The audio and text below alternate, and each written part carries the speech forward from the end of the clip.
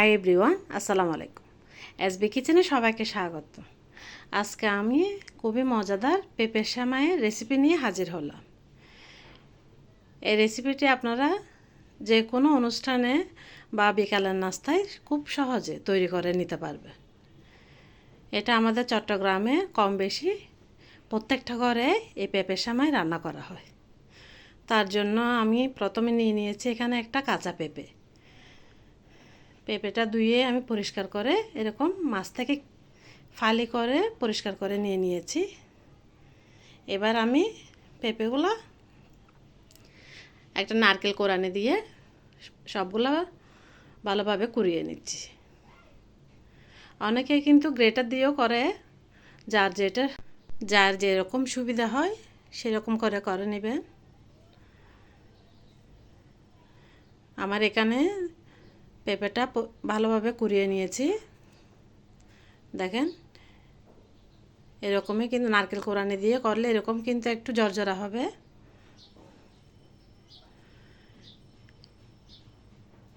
পেঁপেগুলো নেওয়ার পর ঠিক এরকমই হয়েছিল। এবার আমি চুলায় চলে আসছি। একটা প্যানে পরিমাণ মতো পানি ফোটানোর জন্য দিয়ে দিয়েছি। পানি ফুটে ওঠার পর এবার আমি পেঁপেগুলো সব ওখানে দিয়ে দিলাম। হালকা একটু সিদ্ধ হয়ে গেলে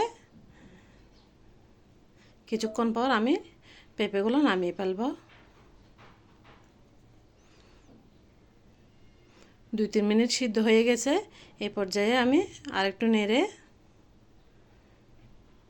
ভালোভাবে যেন সবগুলো একটু নরম হয়ে যায় সেজন্য আর 2-3 মিনিট রাখতেছি।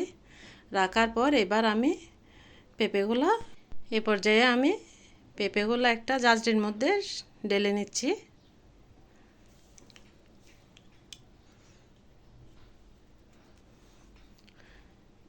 ডালার পর এবার গরম পানিগুলো আমি ফেলে এবার এই পর্যায়ে আমি ঠান্ডা পানি দিয়ে একটু ভালোভাবে পেঁপেগুলো ধুয়ে নিব।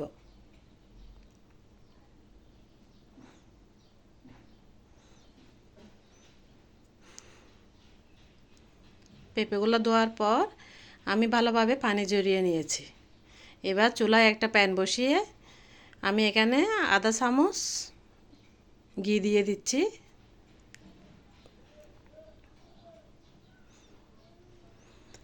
ঘিটা দেওয়ার পর এবার আমি প্যানের মধ্যে দিয়ে দিব এখানে বাদাম কুচি। আমি এখানে 2 টেবিল চামচ বাদাম কুচি দিয়ে দিচ্ছি। আর সাথে দিব 2-3 টেবিল চামচ কিশমিশ। বাদাম এবং কিশমিশগুলো আমি একটু হালকাভাবে ভেজে নেব ঘিয়ের মধ্যে।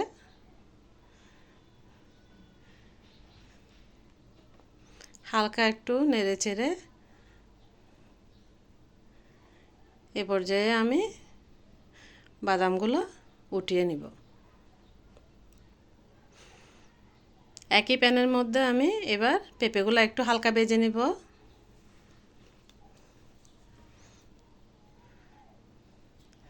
আমি এখানে সবগুলো পেঁপে দিয়ে দিয়েছি।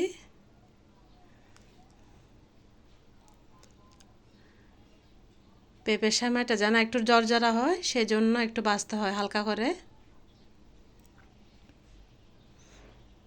হালকা হাতে 2-3 মিনিট ভেজে নিলে হয়ে যাবে। কিছুক্ষণ নেড়ে চেড়ে আমি ভালোভাবে উল্টিয়ে পাল্টিয়ে পেঁপেগুলো ভেজে নিয়েছি। পেঁপের কালারটা যখন একটু ব্রাউন হবে সে পর্যায়ে আমি নামিয়ে নিয়েছি। এবার চুলার মধ্যে একটা প্যান দিয়ে আমি এখানে লিকুইড দুধ দিয়ে দিয়েছি আধা কেজি। আর সাথে দিয়েছি 3টা এলাচ আর একটা তেজপাতা। এবার দিয়ে দিয়েছি হাফ কাপ চিনি যে যার স্বাদ মতো দিবেন। আর দিয়ে দিচ্ছি 3 টেবিল চামচ গুঁড়া দুধ। দিব 1/3 কাপ দিয়ে দিচ্ছি আমি নারকেল কোরানো। এই মিশ্রণের সাথে গুঁড়া দুধ দিলে সেমাইটা কিন্তু অসম্ভব মজা লাগে খাওয়ার সময়। এবার আমি চামচ দিয়ে হালকা হাতে একটু নেড়ে দিয়ে এই পর্যায়ে দিয়ে দিচ্ছি আমি হাফ চা চামচ লবণ। লবণটা আপনারা যে যার স্বাদ মতো দিবেন। এবার আমি চুলার মধ্যে একটা ঢাকনা দিয়ে দুধগুলা সিদ্ধ হওয়ার জন্য রেখে দিয়েছি। দেখেন এ পর্যায়ে দুধগুলা কিন্তু ভালোভাবে ফুটতেছে। ফুটে ওঠার পর আমি এ পর্যায়ে দিয়ে দিচ্ছি সেমাইগুলো। আমি যে বেজে রেখেছিলাম পেঁপের সেমাই, এই সেমাইগুলো আমি দুধের মিশ্রণে সবগুলো দিয়ে দিয়েছি। এবার হালকা হাতে একটু নেড়ে দিচ্ছি। সাথে দিয়ে দিচ্ছি আমি বাদাম কুচি আর কিশমিশ।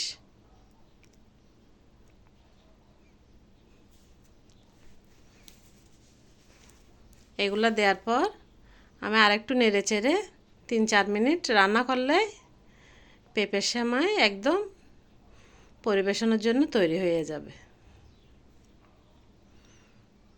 আমি কিছুক্ষণ নেড়ে চেড়ে 2-3 মিনিট সিদ্ধ করে নিয়েছি ভালোভাবে। এক পর্যায়ে দেখবেন দুধের মিশ্রণ কিন্তু অনেক কমে আসছে। দেখেন দুধের মিশ্রণ কিন্তু অনেক কমে এসেছে। এই পর্যায়ে আমি হাফ চা চামচ ঘি দিয়ে দিচ্ছি। ঠিক নামানোর আগ মুহূর্তে আমি ঘিটা দিয়ে দিচ্ছি। চুলাটা কিন্তু আমার বন্ধ।